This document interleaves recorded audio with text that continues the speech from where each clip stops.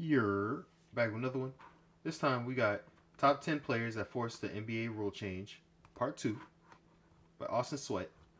So make sure y'all like the video, comment, subscribe. Let's get it. Is part 2. Part 1 was made way back in 2019, and in it we mentioned Derek Harper and hand checking, MJ and zoning rules, Shaq and zone defenses, Daryl Dawkins with broken backboards, Dwayne Wade jumping into players, Reggie Miller kicking his legs out, Kevin Durant and the rip-through rule, Derrick Rose and the Derrick Rose rule, KD and supermax contracts, Zaza Pachulia giving players room to land, Wilt Chamberlain with free throw rules, offensive goaltending, and widening the lane, and Allen Iverson and the NBA. Damn, they changed draft. 3 So rules if for you're Wilt? interested in any of that, go check that Pretty sure video I out actually in did the watch this. description. So obviously none of those will be brought up in today's video, but I will also be making another part to this video, so technically it's Not this one, part but the 3, last which is one. either coming very soon or already in the description by the time you're watching this one. So go check for it after this video. For now though, here's these 10 players who forced rule changes in the NBA. The first one was made after Allen Iverson, and it wasn't technically a new rule, but ever since AI came into the league, he was known for his crossover being his signature move. Oh, But very carries? early on as a rookie, once players, the media, and referees started noticing that AI was palming the basketball on every crossover he did, which is getting your hand underneath the ball on a live dribble, the NBA made sure to crack down more on carrying violations across the league, but more specifically just on Iverson.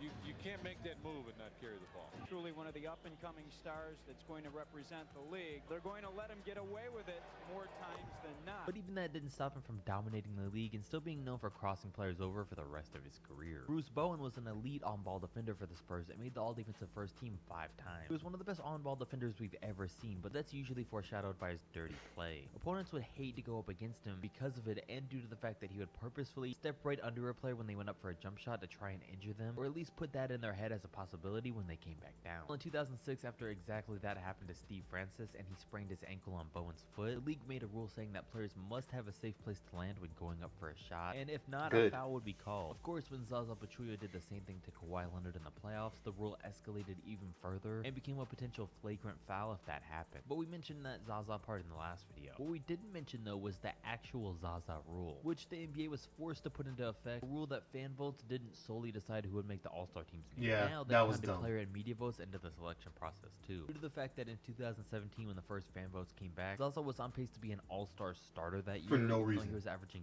6 points a game off the bench. And you just know if they didn't do something about it, things would have gotten so out of hand and we'd be seeing the wildest All-Stars ever. So the fans really forced the NBA into this one. Back in 2010, Caron Butler caused the NBA to alter their rule. I mean, but they did make Andrew Wiggins an all-star starter. Of course, he did, like, it's Andrew Wiggins, but, like, come on now. That's like having Julius Randle as an all-star. Julius Randle, cool, he was hooping that one season, but he's not an all-star caliber talent, you know? He don't be playing like that consistently.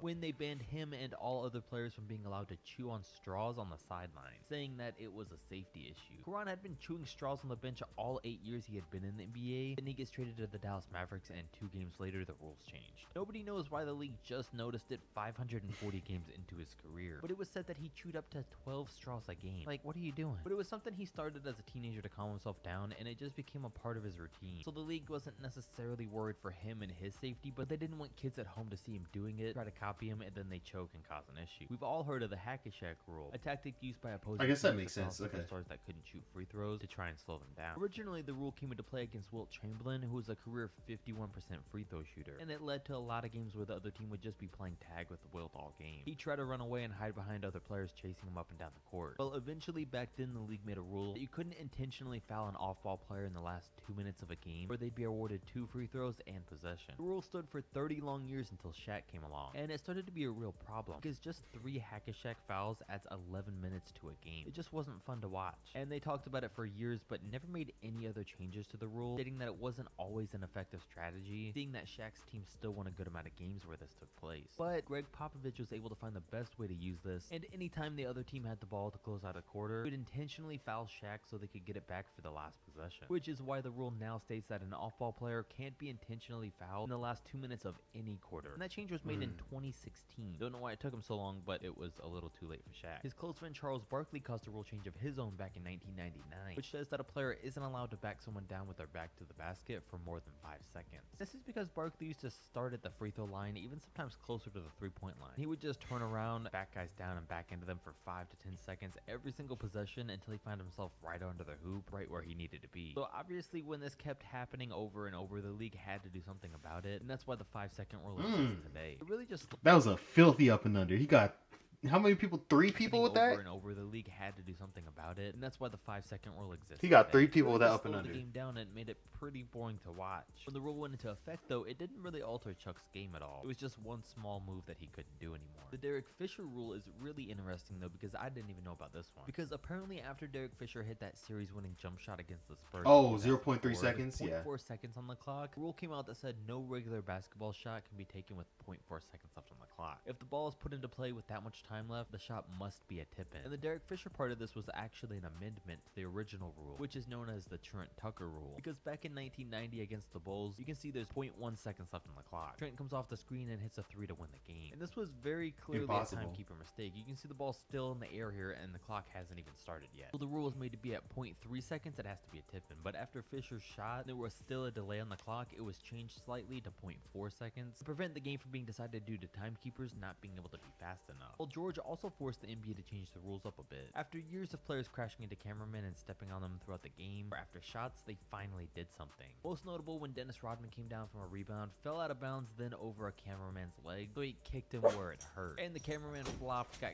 carried out on a stretcher, and got a $200,000 settlement. But that's where this rule starts. It wasn't until 17 years later where a change was actually made. And over the years, the sidelines just kept getting more and more filled up with videographers. But then Paul George is playing overseas, it's against the bottom of the hoop, breaks his leg, and 3 weeks later, a rule's created and the sidelines are cleared out to prevent anything like that from ever happening. Yeah, that was again. smart. The That league was said smart, they were 'cause I already forgot talking about about that. making a rule change like that for years, even before the PG injury. But obviously, those were just talks. They didn't and probably wouldn't have made that rule if PG never gets injured. Matthew Dellavedova wasn't the direct reason this next NBA rule was created, because apparently it already existed, but he's become the most notable in the face of this one. It says players can't wear wearable technology like health trackers during games. And I mean, this one should have been That's obvious, weird, but though. Dellavedova tried getting away with it and did for 15 games in 2016. He wore his black watch that tracks everything. It's like a Fitbit, but for rich people. Even LeBron wore one in practice that year. Obviously, this is a rule that hasn't even been needed until the past 10 or so years, and I guess it was just one that was created quietly behind the scenes along the lines of the NBA dress code. But it should also be obvious why this isn't allowed in actual games. The most recent player to force the NBA into making a rule change was James Harden for this past season. This one was long overdue and it was abused by a ton of players, but James was the trying to think biggest which one it defender could and be. had been doing it the longest, which was initiating contact with the Oh, defender, yeah, really yeah, flopping that one was afterwards bad. and getting them called Him, for a Trae foul. Young, This usually goes Steph, along the lines of D. jumping into a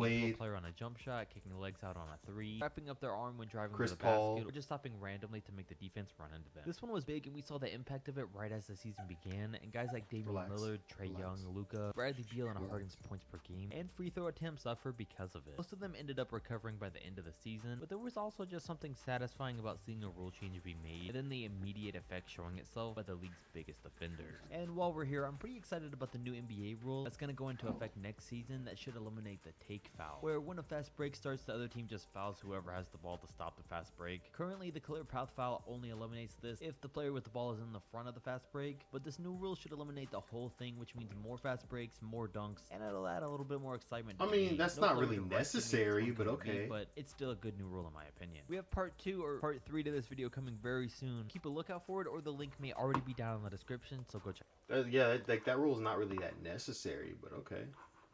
Well, I got to take my dog out, so I hope you guys enjoyed. Make sure you like the video, comment, subscribe, and I will see you next time. Bye!